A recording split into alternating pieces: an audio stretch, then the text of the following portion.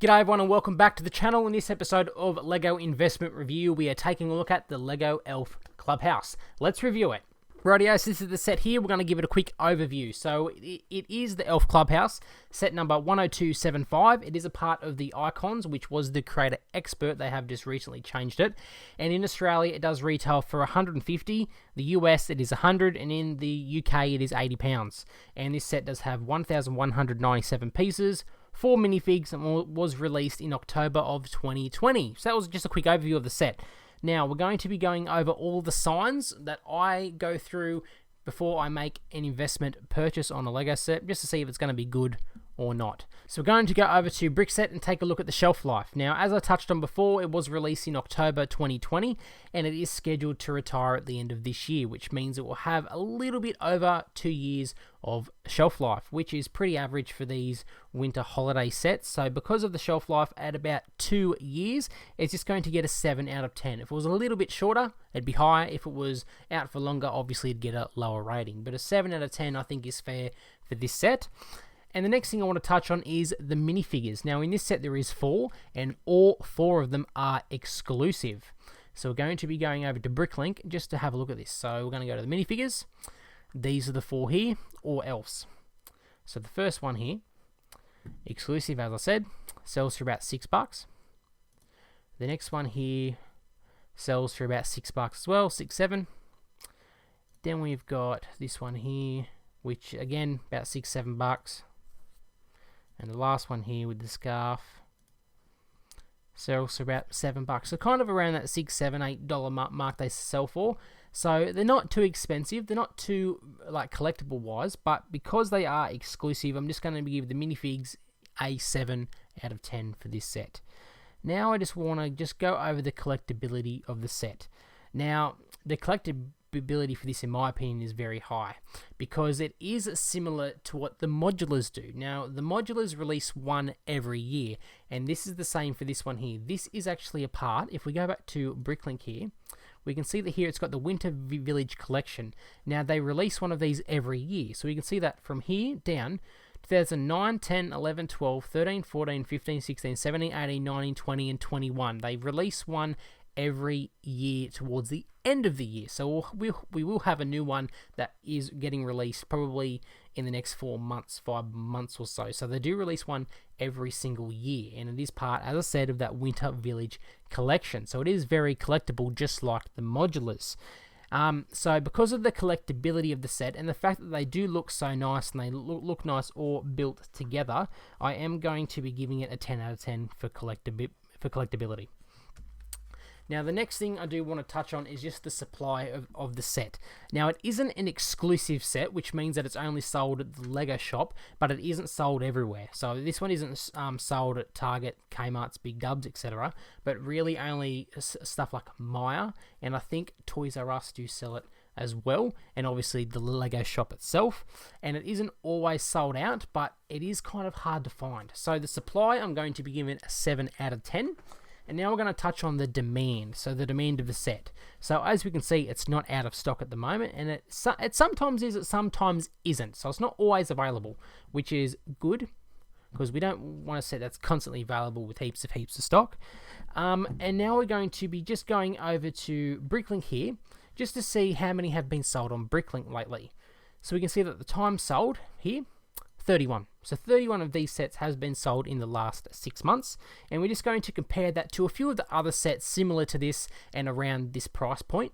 So the first one I want to touch on is this one here, which is also in the Winter Village collection, but this is the more newer one, which is the Santa's Visit, and this has 20 sold, so compared to the 31. So the demand straight away for this Winter Village set is higher than the Santa's Visit. And another one I just want to touch on, that is the Lunar Near Ice Festival. So it's, your ice, it obviously isn't the same theme, but it is around that same price point, and it is kind of the icy type of thing, which is, we can see that 21 have been sold as well. So compared to these two, the demand for this one is higher.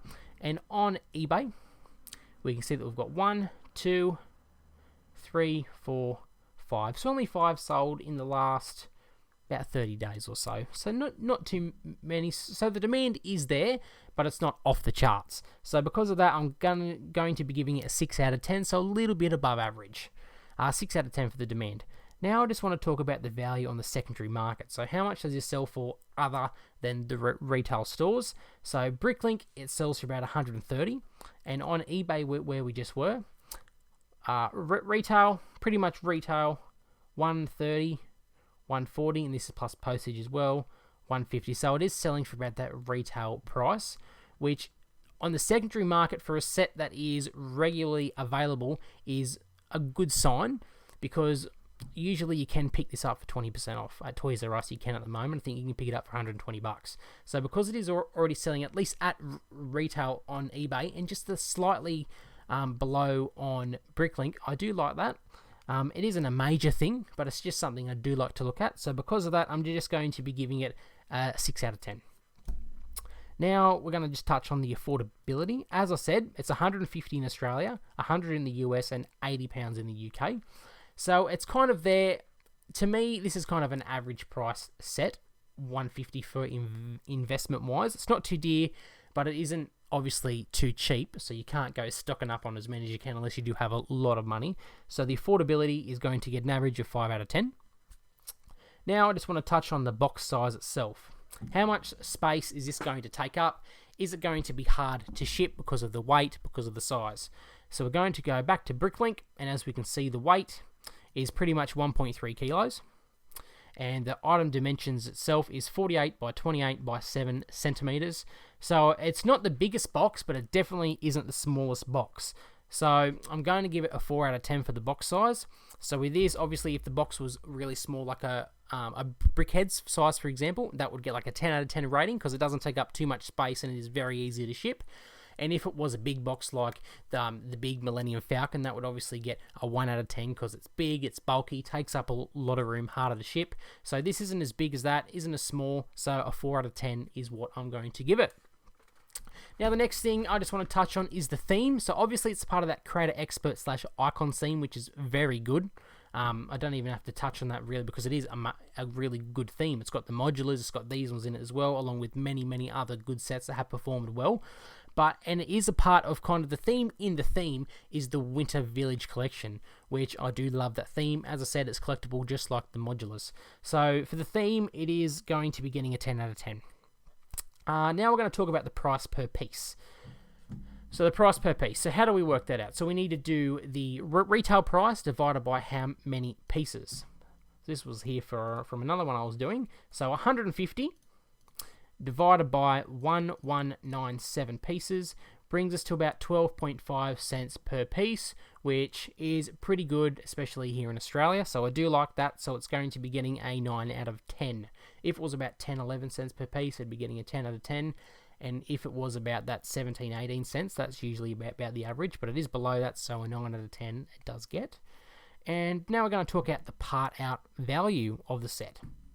So we're going to go over here to Bricklink, the part out guide, over to the right side here, and we're going to chuck in the set number, which is 10275, tick the box and the extra parts, and we're going to get that value, which is last 6 months sales, 171 US, currently 210 US.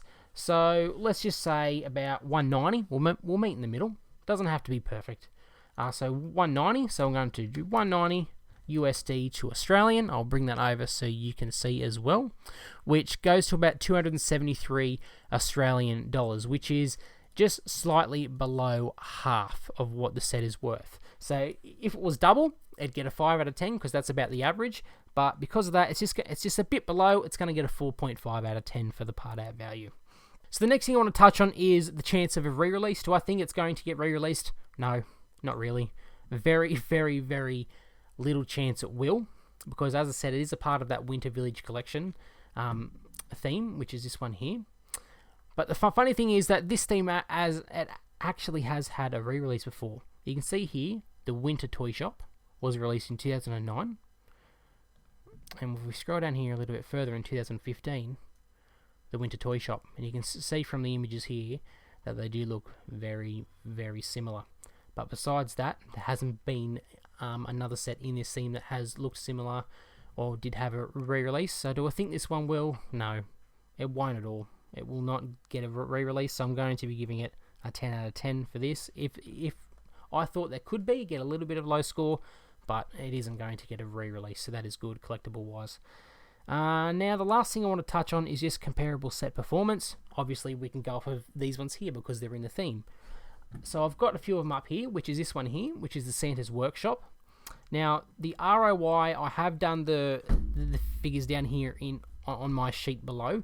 So the return on investment since this set has retired is actually 150%. So it's gone up 150% from its original retail price. So that is a good sign for this one.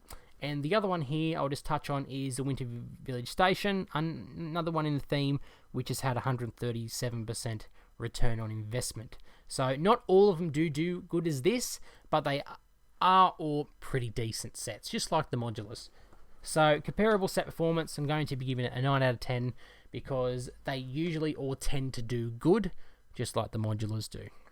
Rightio, so those rankings again were: the shelf life was 7 out of 10, the minifigs were a 7 out of 10, the collectability was a 10 out of 10, the supply was 7 out of 10, the demand was a 6 out of 10, the value on the secondary market was a 5 out of 10, the affordability was a 5 out of 10, the box size was a 4 out of 10, the theme itself was a 10 out of 10, the price per piece was 9 out of 10, the part out value was a 4.5 out of 10, the chance of a re-release was 10 out of 10, and the comparable sets was a 9 out of 10. So that brings us to an average score of about 7.19 out of 10, which is pretty decent. Now, my final thoughts. Will I be investing in this set? Yes, I will. I won't be going crazy on this set and buying heaps and heaps, but I will be aiming to pick up usually about 5 of the winter sets I do like to pick up. And I will be aiming to get them at 20% off, as I do every single set, because it isn't a LEGO store exclusive. You can get it from a couple of other shops, and hopefully I'll be able to get it for 20% off. If failing that, I'll be buying this from the LEGO shop with a gift with purchase to bring that cost down as well. But if you did like the video, please smash the like button, subscribe to the channel, and leave your thoughts down below into which LEGO set you would like me to do a review on next, and I will see you in the next video. Bye.